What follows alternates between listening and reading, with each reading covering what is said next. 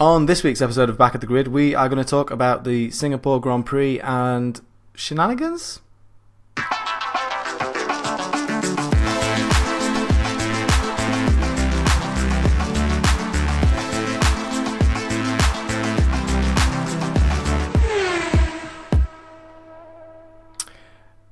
Hello and welcome to Back of the Grid. I'm back, I'm Stu, I'm your host this week, and I'm joined as always by Tom. I'm off the grid. I'm Tom. See what I did there? You're back. And... I'm off the grid. Oh, and Chris of the grid. I did think you were about to introduce yourself as Back of the Grid for a second. Yeah, anyway. Yeah, so that was a pretty boring race, guys? That was not the most exciting Singapore Grand Prix, especially after last year. I think last year's Singapore Grand Prix had a lot to follow up. This year's Singapore Grand Prix had a lot to live up to compared to last year's Singapore Grand Prix and compared to just the last race. Before we go sort of into this race, because I wasn't on the last episode, I just want to say what a banger of a race that Baku Grand Prix was. It was absolutely brilliant race. One of the best I've ever seen. It was so good. You didn't know who was going to... it was just so good. I think me and Tom said last week, the list of races where you didn't know who was going to win until the closing laps this season is crazy. We've been so spoiled this year. Yeah, really have. Really. And hopefully it'll continue. I mean, obviously this race just gone was a little bit different, but there are reasons for that, which I'm sure we'll get into. Tom, you're going to take us through some of those reasons. Shall we kick into it? Yeah, I mean, despite it not being that eventful a race, there's still sort of plenty to talk around from around the teams, I think. Plenty off track to talk about. Yeah, I mean, some of it is going to be more off track than it is on track, but we'll do it all the same. But I think McLaren deserves probably starting with them. Norris winning from pole, finally got over the hump of having to start on the front of the grid, kind of swinging in favour a bit of him, a bit like Leclerc had for a while, but... I saw a graphic, he actually had the best start of the grid. There you go. His reaction time was the best of all 20 drivers, which is quite a turnaround from his previous start. He was not messing around this weekend. I was lucky enough to be able to have time to watch both Friday practice sessions. And from the moment he got in that car, he was on it. He was quicker than anyone. He wasn't first practice, it was only Leclerc quicker, but still, those practice sessions, they were ragging it. It was like watching quali at times, watching practice 1 and 2. It was crazy. So, yeah, Norris, fair play to him. He really came out swinging this race, and I think it shows in the net result.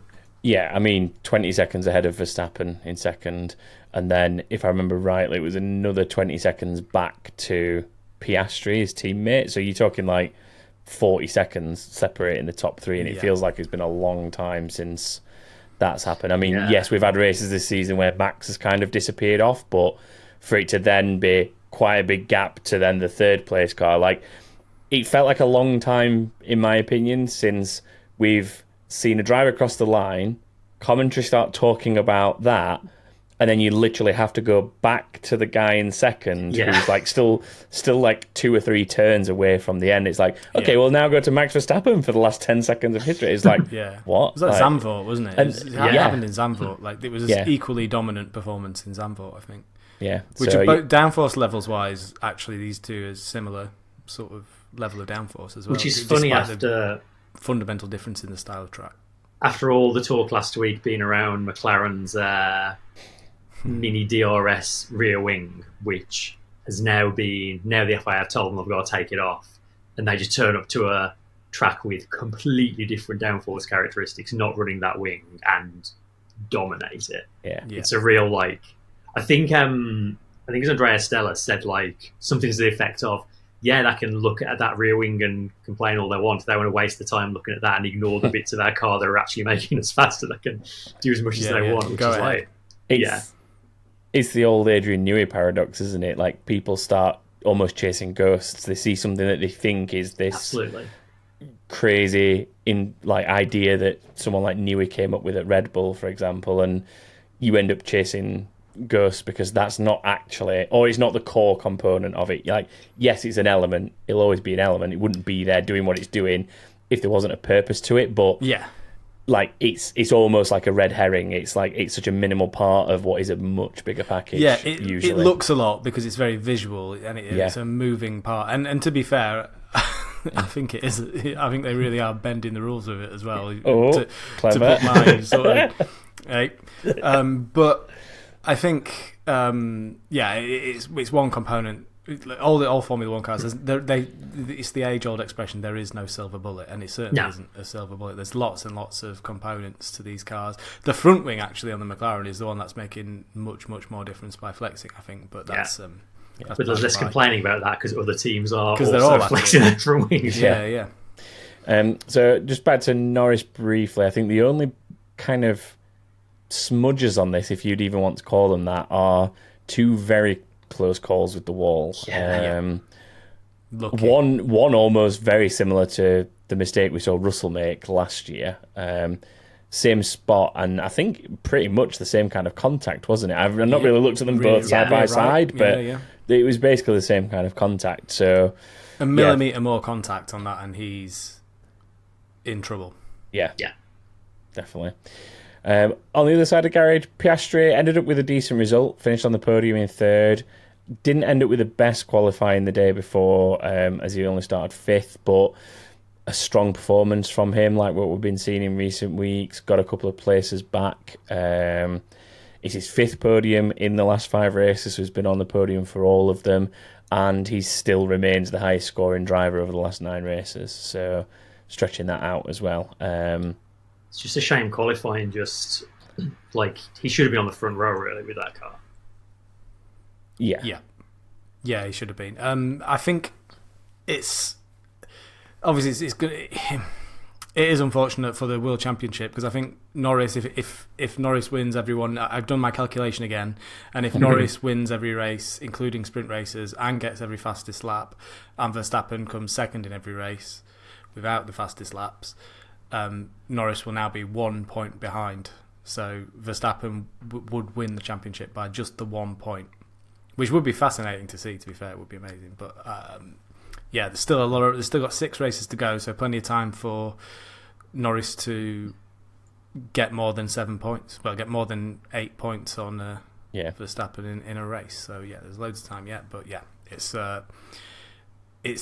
sort of crossed that threshold. It's temporarily possibly crossed that threshold of it being a lot more difficult by virtue of the fact that he didn't get the fastest lap in this race, which I'm sure we'll get to. I mean, it still looks good for them, at least in the constructors. So they've increased the lead a little bit there. Yep. I mean, it feels like it's theirs to throw away at this point, doesn't it? That like both drivers on form, probably the fastest car of the moment. Red Bull due to bring an upgrade to the USA in a few weeks, but is it enough to close them down? It's going to have to be a big one, isn't it? Yeah. So well, when you consider, Norris in this race was, they thought he was really pushing, but actually, I'm not sure he was really, really pushing at the start of the race. He was just letting his tyres come in steadily, and then once they told him to push, then he was like, he had another second to the gap per lap. So, they're going to need a hell of an upgrade, I think, to make up the kind of gap that they've got. And I think when you've got Piastri, when Piastri does show up, they don't seem to both show up ever, do they? It's always like one McLaren feast or famine. The one's a bit less good. Yeah, not quite. Like they never quite get those. I know they've had 1 or 2 front row lockouts, but they seem quite rare for how dominant this car is.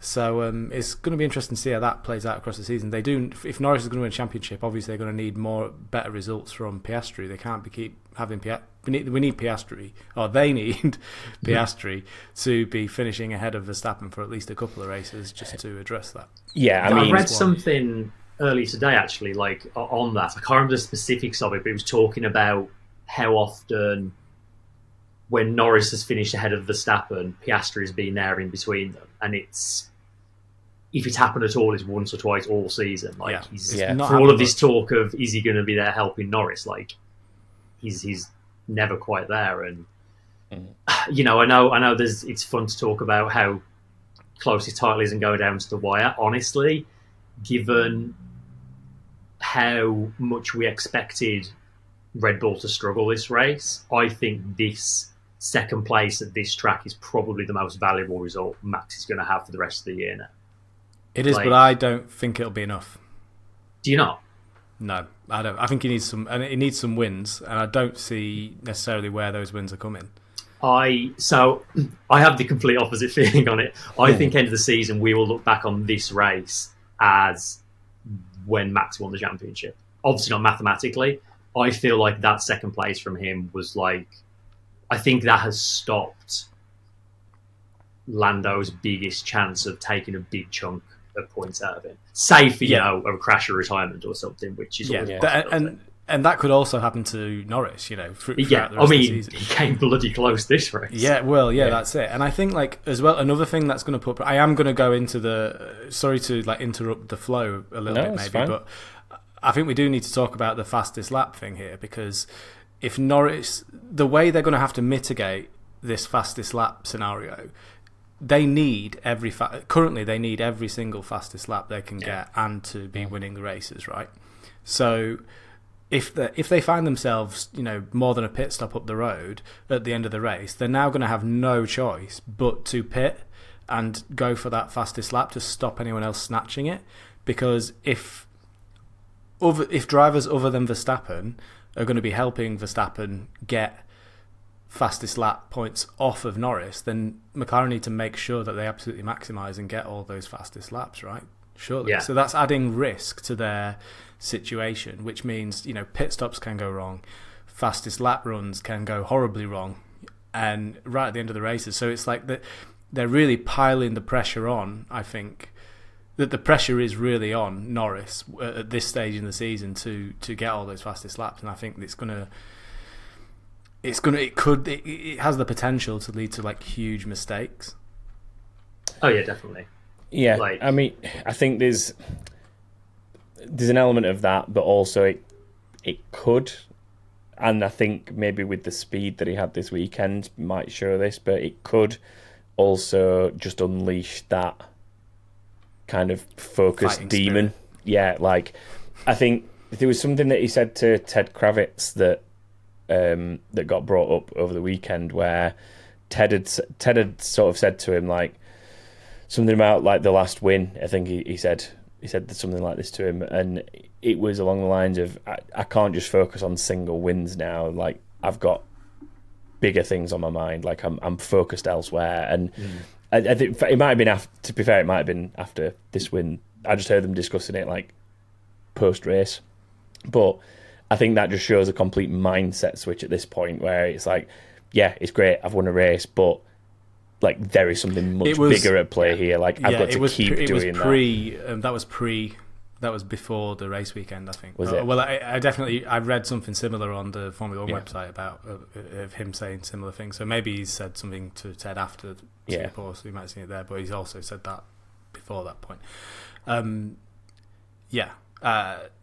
Obviously they are in a bit of a Red Bull, a kind of I would say, I still don't think they're the fastest car.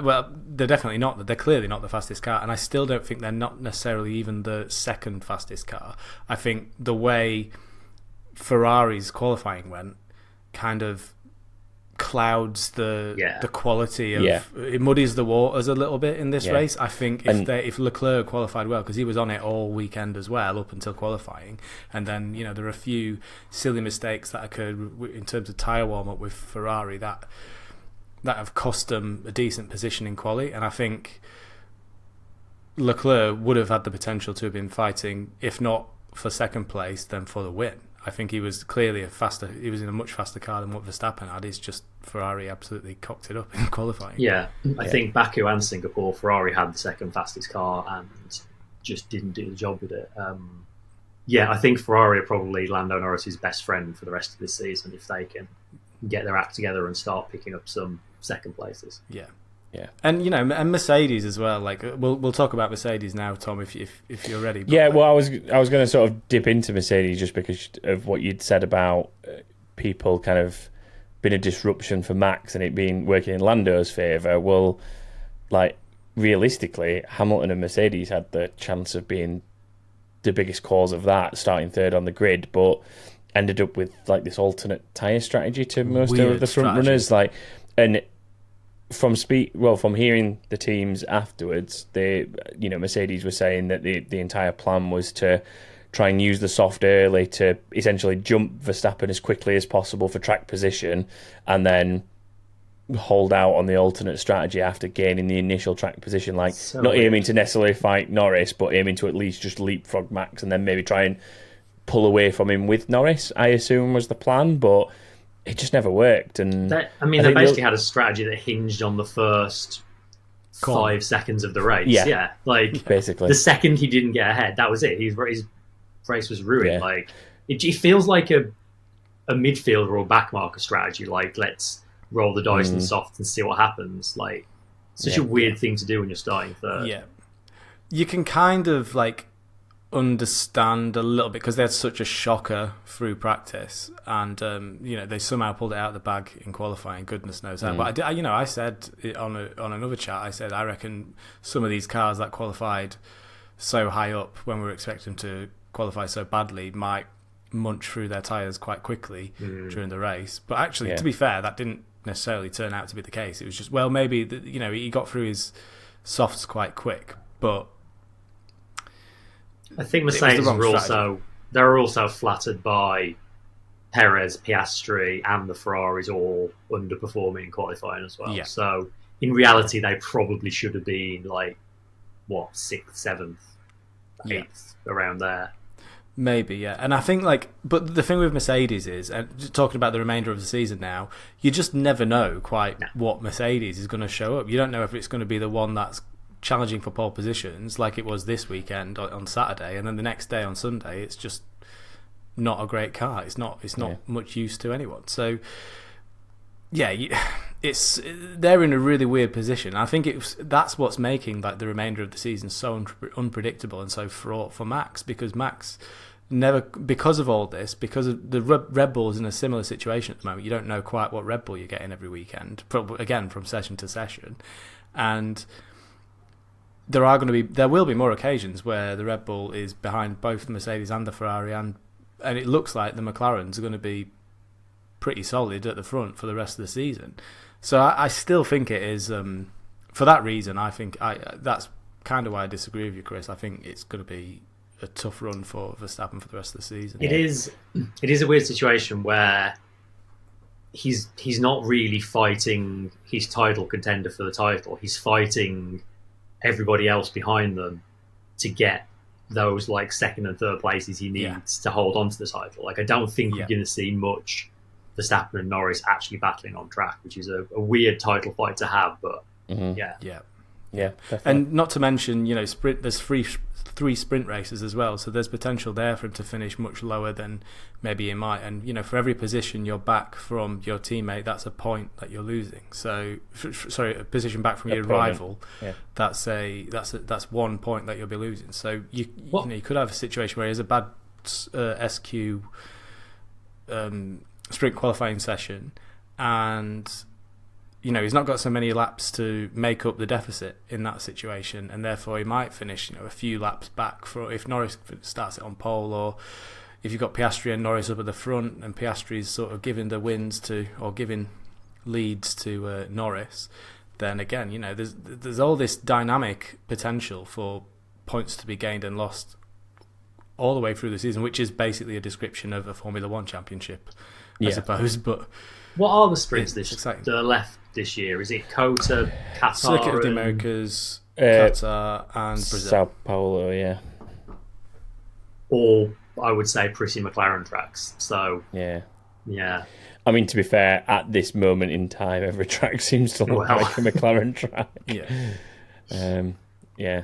But I mean, obviously the differential between first and say third or fourth in the sprint is far less of an impact, but they're still valuable points at this stage, especially if it goes as close as it potentially will. Every point's valuable now, which is exactly why Red Bull sent Ricciardo out to go and nick that fastest lap point. That 1 point could make or break. Ricciardo's comments after the race were quite comical about that. Something along the lines of, I can't remember exactly how he worded it. It was something like, well, at least if Max wins by just 1 point, I'll know I'll get a good Christmas present or something. To that effect. Something like $3.5 million for a fastest lap. I think is what they get at Red Bull. Let's talk about that. I think while we're here, we might as well talk about that. It's come up. Let's do it. The problem is, well, I was going to say, why else would he go and do it? There is another reason, which is a much bigger story, which I guess we'll get into later on. But it just reopens up this whole discussion around should one entity be able to run two teams. Yeah, like we've seen it in previous years where Toro Rosso's or whatever they're called at that point of like given certain teams a harder time when they're coming through the field than others to help out Red Bull. Like this isn't a new thing. It's happened several times over the years. Yeah. It's fishy. I think it's definitely got an air of dodginess about it. There's no doubt about that. I think like whether that was the intention or not, I think they've obviously put a few noises out of joint, ruffled a few feathers by doing it, and I don't think it's a. It seems like a bit of a silly thing to do when you've already got people, you're already under the microscope that way, to send your driver out and nick the fastest lap like that does seem.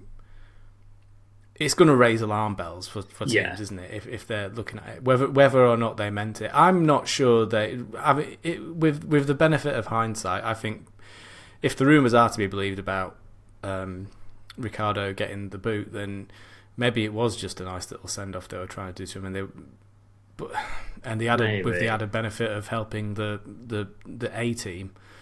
But I did even then, like even with that added benefit, it stinks. I think it is a bit weird. Zach Brown was like pretty vocal about this is not after the race. I did see earlier. It was either him or Christian Horner posted a picture of them together on the flight home, like in a sort of, I can't remember exactly what he said, but it was basically like, rivals on track, friends off, like we've cleared the air kind of thing. So I don't think he's necessarily going to push it any further than that, at least for now. Interestingly, they also appeared to be wearing matching pyjamas on their flight home, which was a weird addition to the picture he posted, but best buds. I mean, I'll say something that might be mildly controversial to both you two and a lot of our listeners, but if you're going to pay the entry fee to run two teams and you're going to spend what it costs to effectively run two teams, if you want to use those two teams like that, and there's no rule to stop you. Well, absolutely fair enough. But like from a fan perspective, though, it stinks. Oh no, yeah, but like I mean, for argument's sake, I was at the touring cars this weekend, and there's teams there that run 4 cars, and 2 of the cars have different liveries to the other 2, but it's a garage of 4 cars, and you 100% see it through that field where the driver that's last out of those 4, or the driver that's not got the bigger championship potential in touring cars, is essentially letting the drivers through of these other teams, but fighting harder against the teams that aren't part of that garage. Yeah. Like, I mean, that's gross. It's motorsport. You get similar things in IndyCar as well, because obviously teams in IndyCar have got different numbers of cars and. But I don't think that makes it okay, though. I think if you're in a formula, like I don't think that's a fair comparison. I think if the dynamic in Formula One is there are 10 different teams with 20 cars on track, right? And the idea is that each team is against equally all of the other teams. Really, that should be the notion in Formula One. But regardless of what touring cars do, IndyCar do, don't worry about that. This is Formula One; it's a different sport. And when you see, we did see it in Qatar in 2021, I think, when they were using Gasly to slow down Hamilton, which even back then that was icky back then, and for this kind of thing to keep happening for a supposedly separate entity team to be trying to give another team an advantage because they're friends. It's gross. If F1 as a sport is to think this is okay, then they should allow teams to have more than 2 cars, right? Like you either have a team of a championship of teams with 2 cars each, or you allow more. All that being said, though, to me, that's a FOM FIA problem to deal with. It's not. I don't think you can hold it against the teams for taking advantage of something that's there. Like no, never as egregiously, but I'm sure if I went back far enough, I can find times where Alfa Romeo cars as Sauber or Sauber cars as Alfa Romeos didn't put as hard a fight up against a Ferrari compared to what they might have done with another. Like, yeah, it's not as direct, it's not as egregious, but it's the same principle. Yeah. We had the same principle, but Honda Super Aguri back in the day as well. There were similar situations cropped up. So it's not always the same thing of this conglomerate or whatever you want to call it at the top owns 2 teams and is therefore using them strategically, but there's always these elements of, well, they're our engine supplier and they're essentially giving us a favourable deal for this engine. So when that red car comes behind us, we move out the way because we're getting a favourable deal to be able to get a nice Ferrari engine that gets us to finish in the top 10 or whatever the situation is. Like, obviously, I'm talking like hypothetically, generally. Yeah, but you're talking about customer teams, which is a little bit different. Agree. It's different, but it's different, but the same. But it's not because it's not the same because the customer team doesn't have the same owner as the team it's a customer of usually, does it? Whereas like this is like these 2 completely supposedly separate teams have the same owner above them at the top. Yeah, but you could say that about like everybody that's sponsored by the same thing, because ultimately they are operated as 2 separate teams from 2 separate. Toro Rosso existed before Red Bull investment. Yes, the money's supposed to be on the same place, but that was a different team then. Before they were bought by Red Bull, and they weren't doing anything to benefit Red Bull in those days because they weren't owned by them. No, but they also weren't receiving any money from them. You could also make the same argument about young drivers, though, right? Like when George Russell was a Mercedes driver driving for Williams, did he always give the non-Mercedes cars as easier a time lapping him and stuff? Like, there's a lot of nuance to it. All this being said, I would much rather have this situation than only 9 teams on the grid. Yeah. Yeah. Oh, yeah. Absolutely. Yeah. I'd prefer that, but I would prefer for each team to be an individual team. I think it's an unfair. I think there's no doubt. There can be no doubt when only one team have that benefit, it gives them an unfair advantage against the rest of the field. If only there was another entity ready and willing to join the grid at the drop of a hat. That'd be really great if that was available, wouldn't it? Real shame. Yeah, real shame. Yeah. Anyway, shall we move? Right, okay, let's move on to Aston Martin. Yeah, I mean, Aston's weekend, all right from Alonso's side, decent enough result into the points, and as per usual, the other side of the garage, like the exact opposite. That's great. It was looking at beating Russell towards the end of the race. Russell had to put up a real staunch defence to stop him, but he managed it. Yeah, he's perked up a bit since the new announcement, hasn't he, old Fernando? He has, hasn't he? Funny that, yeah. Funny old man. I mean, a couple other teams worth a bit of a mention, I think. So we've got Haas, good points for them again. I mean, overall, that is doing them a lot of favours when it comes to constructors. So they're now on 31 points in the constructors, chasing down RB, who are on 34. I mean, I can't see that going any way other than Haas overtaking them between now and the end of the season, just because it's looking so much better for Haas. But yeah, Hülkenberg doing Hülkenberg things in qualifying and then just putting himself in a decent position to be able to pick up points in a race because of that. So good result for them. Williams, agonisingly close to points for Colapinto again, finishing 11th. Albon had an undetermined issue at the time of recording. I'm not aware of it changing since. I did see Ted interview, I forgot who it was now, probably James. Yeah, probably James Voles. And he basically said, like, he confirmed it as much as it being like a heating issue, an overheating issue. And Ted was trying to ask him questions, and there was a very staunch, no, there was no debris in the radiators. That was not the problem. Goodbye, Ted. And I was like, okay, so someone seemed a little bit touchy about that specific question being asked. So maybe there's something to that. But it was a missed opportunity, I think, for Williams. I think they had the pace to score points this weekend. It's a shame. I really enjoyed Colapinto's dive into turn one was choice. And then I really enjoyed at the moment Albon was like, "Oh, he nearly took me out. He can't do that. There was a disaster." Then, like after the race, when Albon saw the replay, he was like, "Yeah, I'd probably have done exactly the same if I was in his shoes." Yeah. Alpine and Sauber, I'm not even going to dignify with anything more than that I've just said. So I'm going to move us kind of back full circle to RB. We've talked about this whole situation with the fastest lap, but I think we probably need to talk about this whole situation with Ricciardo, because for basically all intents and purposes, it's essentially been Ricciardo's last race without any official confirmation of it. He's all but said it in most of the press interviews he's done over the weekend.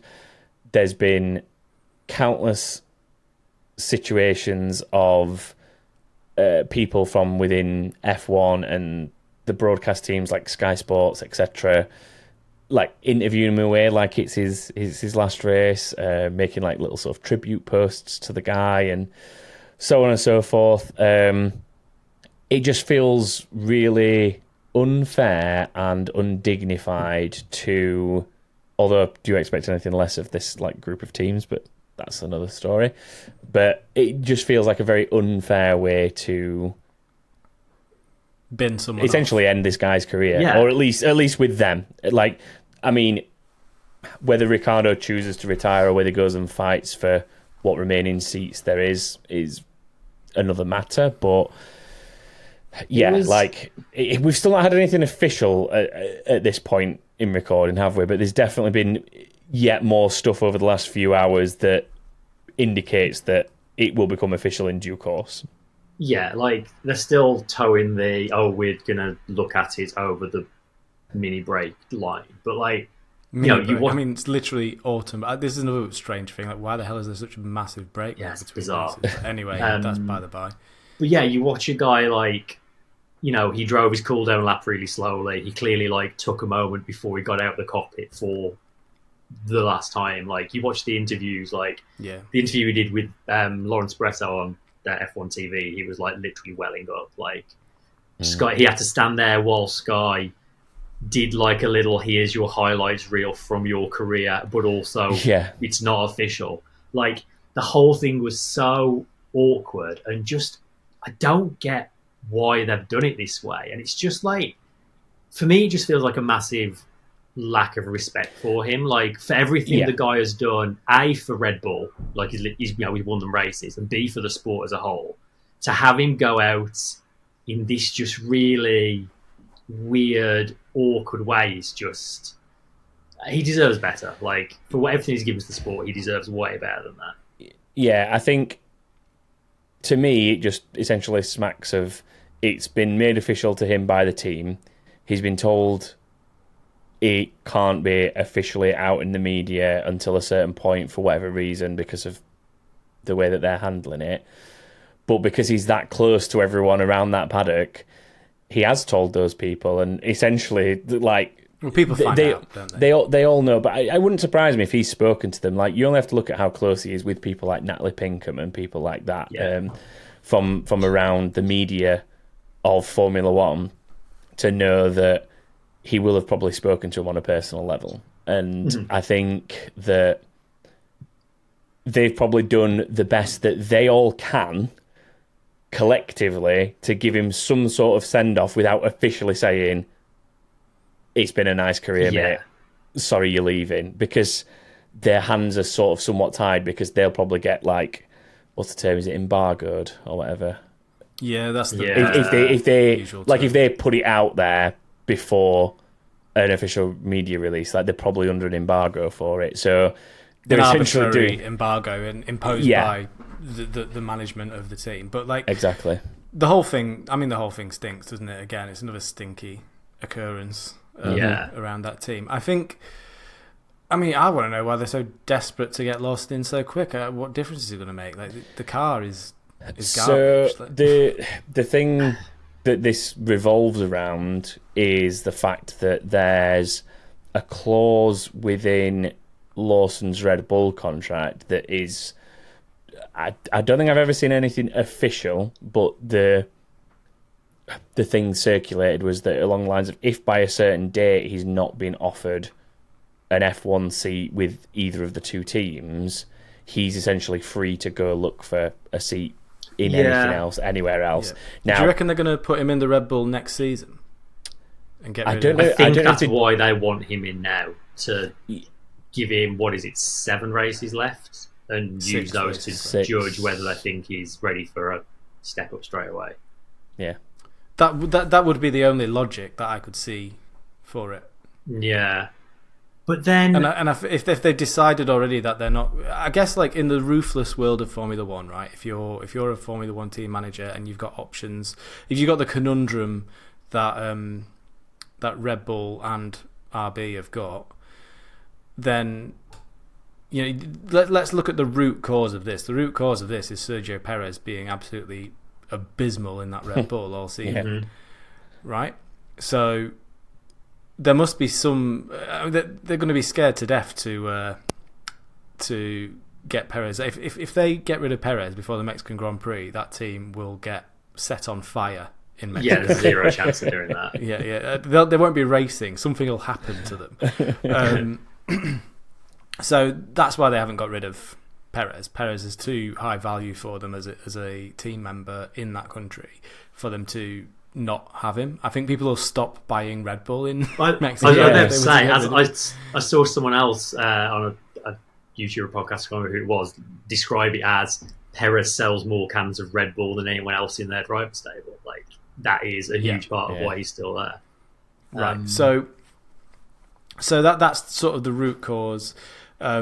Then the benefit, I guess, like if you've decided that you're not, if Daniel Ricciardo hasn't done enough and you're in a panic and you're worried about losing Liam Lawson as well, then that kind of does line up to really the unfortunate victim of the whole thing does end up being Daniel Ricciardo. You have to get this other driver in because they're scared to death of losing him. They don't want to lose.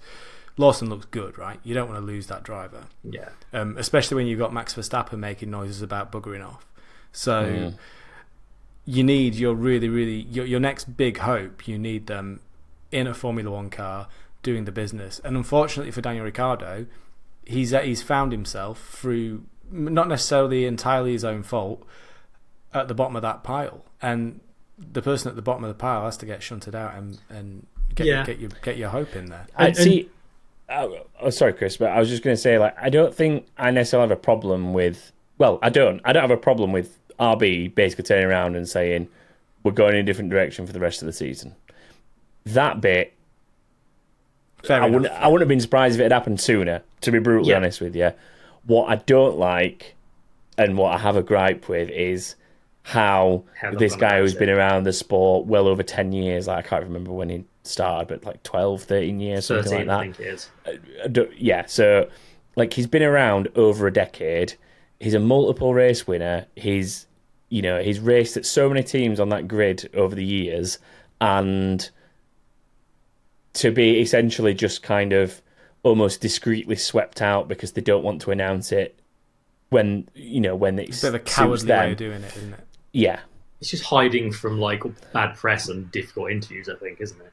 Yeah. And that's gross. It's just like be strong about it. Like if you're gonna make difficult decisions like that, then own those decisions and come out and explain yourself. Like I've just it takes people like me on a podcast, nobody, to come out and explain these things for this huge team. Yeah. Like that's the only logic that's the only sound logic I can come up with. It is for them doing this to Daniel Ricciardo. And why can't they explain that themselves? And to be clear, like I agree with you, Tom. I do think, as much as I like the guy, I think dropping him is, if not now, then at the end of the season, is the right call. Like, as much as he's been stuck with a terrible car and been given some of the worst strategies I've ever seen, consistently.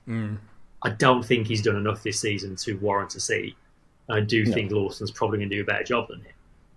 I just think, like the way they've handled it. And, should we be surprised? Like, Red Bull's history of handling driver movements has not been great, to put it mildly. No, but at least usually they just tell us, though. At least it's usually, this guy's not racing in this car anymore, we're putting this guy in instead. Yeah, if you look at that, Red Bull Driver Academy, like, what actual amazing drivers have come out of the Red Bull Driver. Max Verstappen wasn't part of the Red Bull Driving Academy. He was a different driver. Vettel was. Yeah.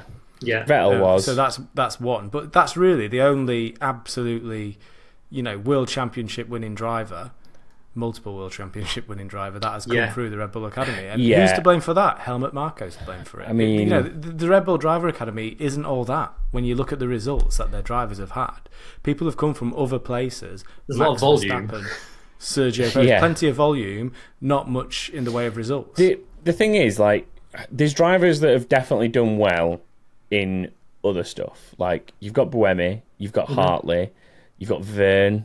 Sainz was in the programme for a while. I'm pretty sure Jean-Eric Verne's a DJ now, isn't he? No, possibly. You're thinking of Alguersuari. You're thinking of Jaime Alguersuari. He's another one that was in that programme, though. But Jev's a multiple-time Formula E champion now. Yeah, like, that's true. But Formula E, come on, it's not Formula One, is it? No one's saying it is, but like, it's not like these drivers are absolute journeyman nobodies that have just disappeared into mediocrity or gone away completely. Like, they've gone on to be really successful in other forms of motorsport, so they're not like absolute nobodies. But the way Red Bull have treated them, you would think that they were all, I don't know, Daniel Kvyat. Like, you'd think that they were all that level. I think their problem has always been they've had Vettel and Verstappen who have come through. No, Verstappen didn't come through. Verstappen didn't come through the Red Bull. He semi did. They took him on in his F3. Well, no, he didn't do F3, did they? He didn't do F3. Yeah, he did do F3. He didn't actually, do F2. No, you're right. He did F3 and they went straight. They spotted it. Mercedes wanted him. Mercedes were going to buy him. Yeah, they dilly-dally too much. But they've, in terms of like bringing in young drivers, they've had Vettel and Verstappen who have immediately hit the ground running, being fantastic, won races, won championships. And they seem to want to apply that test to every single one of their young drivers, and they always have. And the churn, the way they just get through them is just like, no one's given the time to shine. Like, look at how many drivers on the grid right now used to be part of the Red Bull program and are now doing well in their own right, but got dropped by Red Bull. Like, yeah. It's a throw what you can at the wall and see what sticks, I think, with that Red Bull program. Like, they have that many drivers. You only have to look at how many drivers that they've currently got just globally that are officially part of the Red Bull program. There's at least 10 around different formulas at different levels, and some of them are obviously as low as karting. So I'm not saying that they're all going to be in F1. But it's the biggest program by far, and there's at least 2-3 drivers that have been in F2 or are in F2 at the minute, and then there's another 2 or 3 that are in F3. So it's like, technically speaking, at the rate that they move drivers through, they've got 5 drivers there that they're probably going to have to be thinking about seats for over the next 2 years. And then on top of all that, it's just unrealistic. On top of that, Christian Horner this weekend was talking about George Russell maybe being an option in the future when his contract's up in a couple of years. And it's like, I've never known a team have so many drivers and do such a bad job of putting people in seats. Like, bizarre. I mean, their driver strategy has cost them a Constructors' Championship this year. Like, there's no doubt about that. And 100%. Man, as much as I agree with Ricciardo being dropped, I would love to have seen what he could have done in Perez's place. Yeah. Even if it's just for half the season, just as a last hurrah. Like, I think that's what I feel like I've been, as a fan, that's what I feel like I've been robbed of. I think I was itching to find out if, and let's not rule this out yet, because nothing's been announced. For all we know, Perez might get dropped next week, and they might announce Ricciardo in the seat. And he might just absolutely love being at VCARB and be really sad to believe in VCARB forever. But I feel a bit robbed. I would really, really, really love to see someone else in that seat this year in that car to see if they can do a better job than Perez, because I don't believe that he's the best driver for that seat. I think if anything, it'd be better for them if they're thinking of putting Lawson actually in the Red Bull next year and replacing Perez with him, then surely you're getting Perez out of there and just put Lawson in the big seat straight away and let him integrate into the Red Bull team over the next 7 races and hit the ground running with Red Bull next season. This is why I don't think that he will 100% be unless he comes in and absolutely blows everyone away in these last few races this season. I don't think he'll be in the Red Bull next season. I think it's more like just get him in the car, salvage what we can if he performs the level that we think he can, and try and keep the position we've got in the constructors' standings, and then give him a full season at it in RB or whatever they've decided to rename themselves to next season. Give him the full season at that to then move to Red Bull, in 2026. Yeah. Right. So for that to happen, they would have to keep Perez in the Red Bull next season. Do you believe that's happening? I contractually it is, as it stands. Yeah, come on. No, I'm just saying, like they're in that position currently. That is the legal position they are in. Yes, contractual. That is the contractual position that they are in. But reality, do you think that Perez is going to be in that season? I reckon that if Lawson comes in now and does a decent enough job the rest of this season, Perez will start next year in the Red Bull, and they'll be very clear to him, like, you have got 6 races, 8 races, whatever it is, to prove you deserve this seat. This is the deadline. If you've not achieved these metrics by that point, you're done.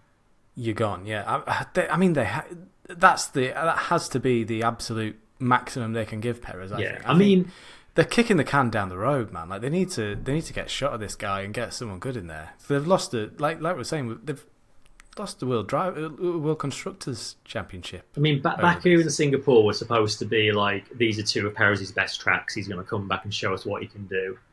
Baku, he drove almost a very good race and then got in a silly tangle and put it in the wall. Got no points. Singapore, all Perez's fault. All Perez's fault. That.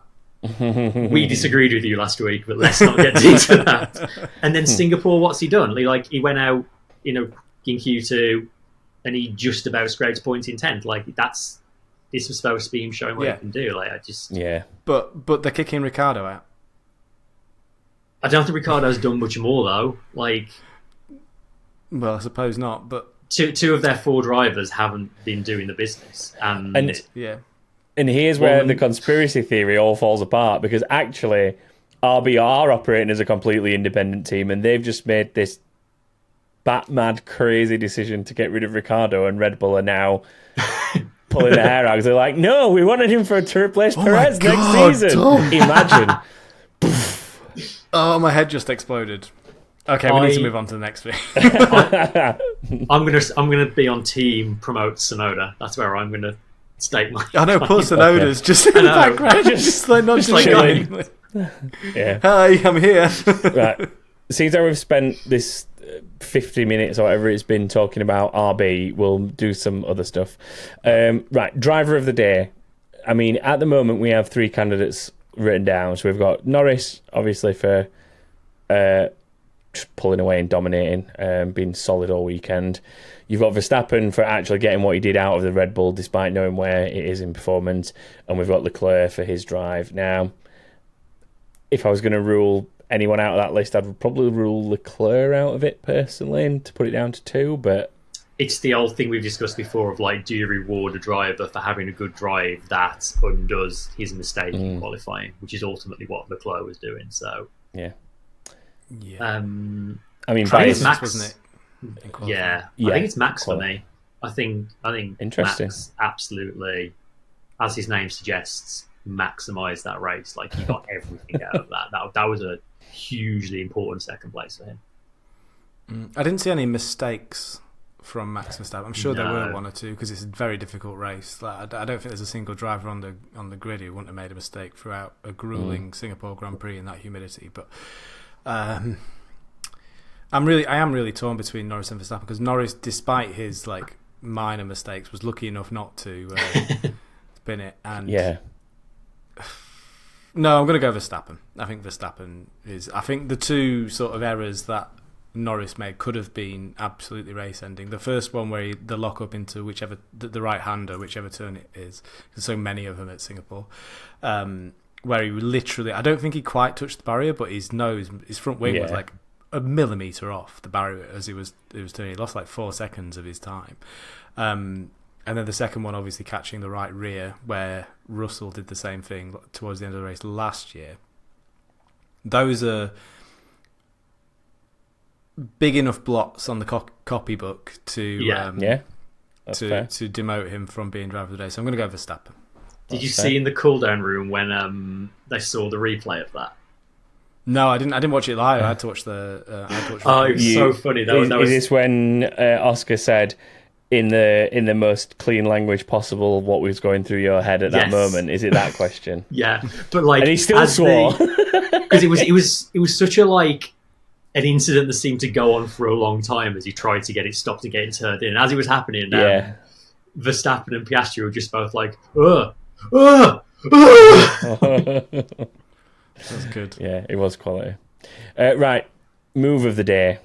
We've got a few candidates for this one as well. So we've got Magnussen's sneaky little move up the inside of Ricciardo, essentially taking advantage of the fact that Ocon basically dive bombed him. Yeah. But it was a very opportunistic and very unexpected move from Magnussen.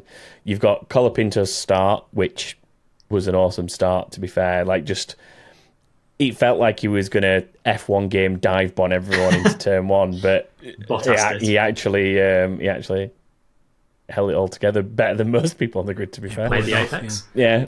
You got Piastri having to get his place back off of Hulk during lap one.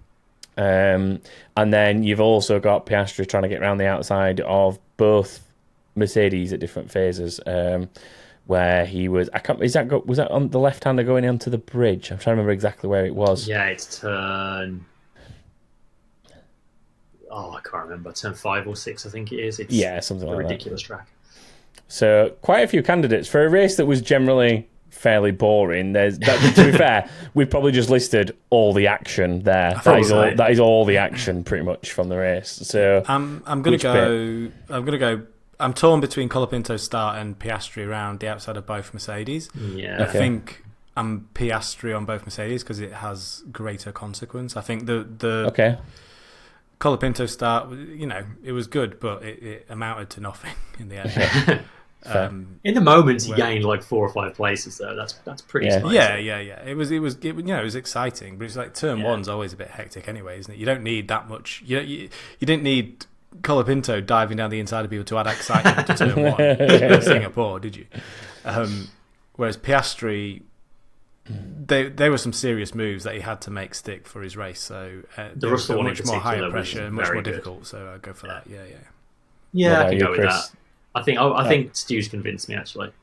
Fair. I mean, you were deciding vote because I was still sticking with Colapinto's start, regardless of how non-consequential it was. But yeah, that's fine. If Piastri around the outside of the Mercs is what we're going for, that is fine. We will move on to the last one for this week. Honestly, what the are we doing here? Might not be allowed to use that anymore if Sulayem gets his way. WTFs. I mean, that brings us nicely onto one that's on the list: community service for doing a swear, and telling drivers do not swear. Well, I mean, I would say you've probably been living under a rock if you like Formula One and don't know what's going on here. But in short, FIA president has said, please stop broadcasting swearing. It's not becoming of us. We're not rappers. And that's a direct quote. Yeah. As he said it. Some racist connotations under there. Probably. I'm glad Lewis Hamilton called him out on that as well. Yeah, I am. So, I mean, my argument with all of this is, generally speaking, that's a broadcast issue when it comes to team radios. Like, FOM choose what to put out, what to That's not the FIA. So that's not between the FIA. So you shouldn't be saying, drivers, watch your mouth. It should be more, FOM, please stop broadcasting that. Now, the specific Verstappen scenario where he swore in the press conference that's led to the community service, I would say, yeah, fair enough. He probably should know better to not swear in that specific scenario. But it comes amidst all this, and it almost wouldn't surprise me if he was kind of just making pushing, a point. Yeah, pushing to make a point. But even then, that press conference isn't broadcast live. Like, if he was effing and jeffing in the live interview straight after a race or straight after qualifying or something, fair enough, they've got a point. But that press conferences are recorded and like they play clips of them on TV and stuff. But well, they do show them on F1 TV. They do show them on F1 TV live. I don't know. I've never known if they're actually live or not. I don't think they're actually live. When I worked there, they used to be, but I don't know if they are now. But the whole thing just smacks to me of, I'm the FIA president, I need to stick my oar in, even though a few years ago he was like, I'm going to step back from... Like, the whole like FIA medal for the winning driver, that was literally just invented so he has a reason to be on the podium every race. Like, yeah. The guy just has to be in the limelight all the time. And I'm so glad that Max and all the other drivers have just called out how ridiculous this is and are just making a joke of the entire thing. Yeah, well, I mean, the GPDA, Grand Prix Drivers Association, GPDA, I always struggle with said that right. Like, they're essentially looking at putting something together saying, sorry, but you're not going to police what we say between us and our team in the cockpit because you want a better broadcast. Don't broadcast it, essentially. Well, I think it was... And I think I don't think it even makes it... Sorry, I don't think it even makes it a better broadcast. I think it just makes a difference. Cleaner broadcast. Yeah. I think fair enough if it's 1945 and we don't want the ladies to hear the bad language, then drop your monocle in your tea. But yeah, I've got a bit of news for you, Ben Sulayem. It's almost 2025. Yeah. I think it was Max that said, like, there's not many sports where the competitors are mic'd up in real time. Like, if you mic'd up all the players on a football pitch, you'd hear way worse than you hear in F1. You know what's very, very funny? So Emily was asking me about like what had kicked off for it to get as bad as it was. So I showed her these bits from the press conferences, and then I went, do you know what? Someone said these exact words before, and I jumped back to, can't remember the exact season, but Vettel, while he was at Ferrari, defended Lewis for effing and jeffing over the radio about an incident between him and Max, I think it was at the time. Something like that. I can't even remember. I just remember Vettel, almost word for word, said the same thing that Verstappen's had to say this weekend of, if you went around any sport in the world in the heat of the moment and had a microphone underneath someone's mouth, they would be swearing. Like, it's what happens in society. It's human emotion. It's emotion, it's adrenaline, and a combination of all of it. I think Vettel's one back in the original iteration of this was when the guy gets two-footed on the football pitch, do you think he's got nice things to say to his opponent? If I came and punched you in the face, you wouldn't say to me, oh no, Sebastian, that's not very nice. No, you'd fight me, you'd swear back. Like, but he's right. Like, in that moment, unfortunately, that is just how people talk. We all do it, or the vast majority of us do it to some degree. It's just, I think, let's call it out for what it is. It's the president of the FIA wants a bit of attention, so he's come out and he said something outrageous and upset all the drivers, and now here we are talking about him. And it's pathetic, isn't it? I have to say, I love how Max has handled it as well. Like, going into the next press conference, just giving the minimum words possible because, like, I can't risk saying too much in case I get another penalty. But then taking all of the journalists off to one side afterwards to give them a private press conference so they're still able to do their jobs. Like, both scenarios. So one was after quali, where he sort of answered questions with very short or even one-word answers, and even actually apologised to the journalist and said, look, I'm sorry, this is not against you. I'm taking a bit of a stance against the situation that I don't like that I've been put in. And then after the race, from what I remember, I think literally they spoke to Oscar and Lando and then went to Max and literally just said, Max, would you like us to talk to you outside again? And he went, yeah, it's been a long day, let's do that. Yeah. And that was it. That was literally all that happened. And then he basically went and spoke to them all in the pit lane after quali, I think it was, and then took them all into the Red Bull hospitality truck thing and did the interviews there. And he was obviously fine all weekend with like Sky Sports and the press pen and stuff like that. Like general journalism, he was fine with. He just was making, a point about these specifically enforced situations, I guess. I love it. It's a similar approach to like. Do you remember when there was a whole thing about wearing jewellery? So Lewis Hamilton turned up the press conference with like 4 watches on each arm and like a ring on every finger and stuff. And then a few years ago, there's a thing about Vettel wearing the wrong underwear, so he was walking down the pit lane with his underwear over his race suit. It's like just ridiculing how pathetic it is. Like, and look, those things both went away essentially. A sad little man who wants some attention. That's what it all is. I mean, I'm just glad that the majority of the grid appears to be joining him on it. Like, I mean, Lewis in one of the conferences said, to be honest, if it was me that had got that same thing, I wouldn't be doing it, the community service. So I hope Max doesn't go and do the community service, and essentially stood up for him. Either that, or he just wants to see him get in trouble, so he's good. No, kidding. And then the last WTF we've got this week. Well, there's two technically. There's the whole Ricciardo situation that we've already covered. There's that whole disaster, and then the other one, which is just probably an honourable mention from Chris, I think at this point. It came from Discord again. Oh, did it? Fair enough. It was using the tiny box of action, as we always call it, to show the exact same thing that was on the main screen throughout the race constantly, instead of using it. That's just dumb. Another one which Stu reminded me of in the last bit as well was going to the race that has a 100% record of safety cars. And not even did we not get a safety car, we didn't have a yellow flag the entire race. It's mad. Like, I think, is this 7 or 8 races in a row now without a safety car? Like, it's unheard of. It's the consistency is it's too easy. Yeah, it's too easy to drive. They're just too easy to drive these cars.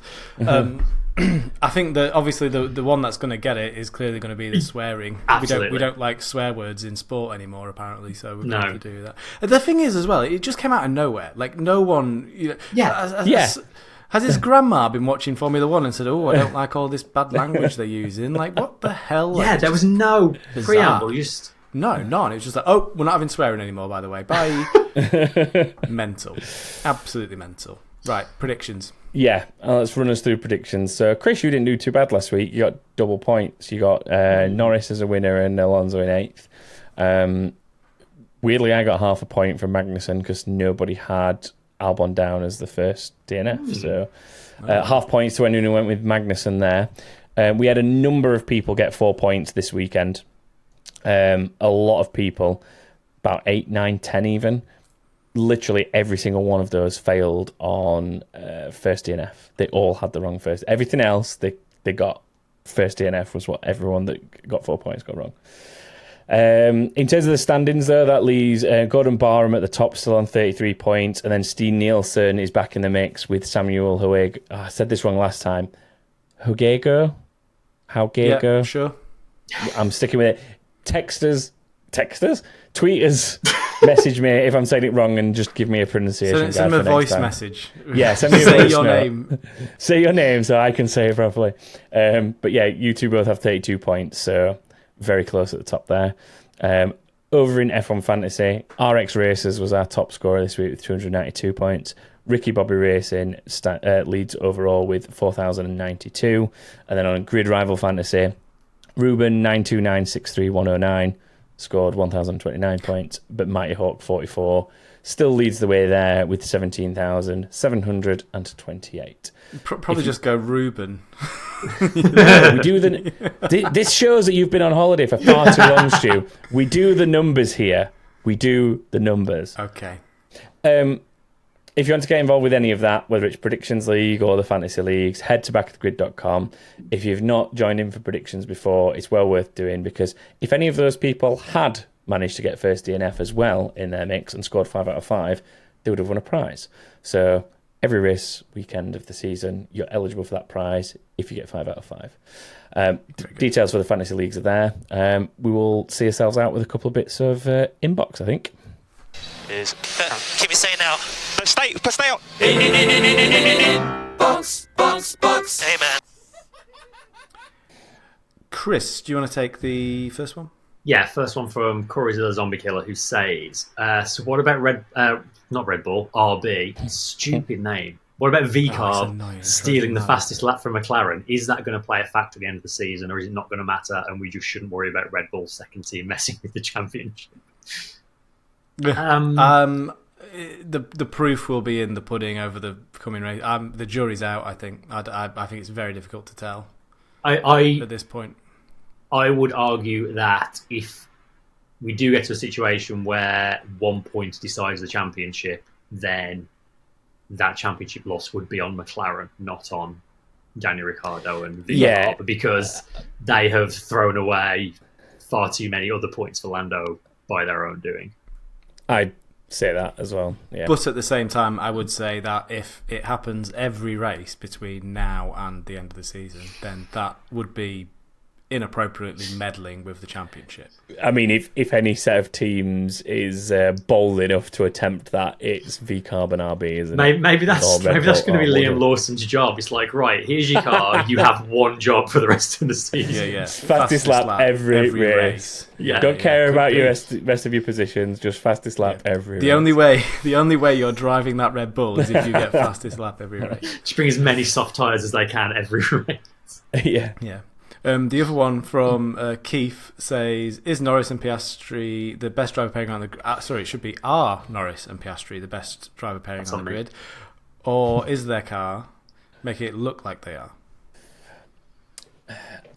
It's difficult, this one. I saw it earlier and I sort of did start having to think about it, but I think out of the current driver pairings, if you forced me to pick one, it would probably be where I'd lean.